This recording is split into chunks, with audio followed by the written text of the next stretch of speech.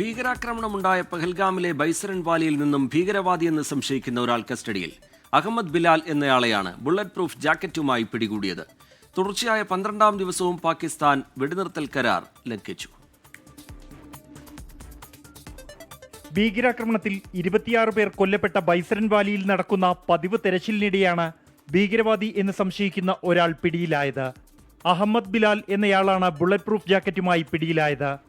ഇയാളുടെ പെരുമാറ്റത്തിൽ ദുരൂഹത തോന്നിയ സുരക്ഷാസേന കൂടുതൽ ചോദ്യം ചെയ്യലിനായി പോലീസിന് കൈമാറി. ബദ്ഗാമിൽ നടത്തിയ പരിശോധനയിൽ 2 പ്രാദേശിക ഭീകരരെ അറസ്റ്റ് ചെയ്തു. ഇവരിൽ നിന്നും 2 പിസ്റ്റലുകളും 15 തിരകളും ഗ്രനേഡും കണ്ടെടുത്തു. പൂഞ്ച് സെക്ടറിൽ നിയന്ത്രണ രേഖയ്ക്ക് സമീപത്തു നിന്നും പാക് പൗരനെ പിടികൂടി.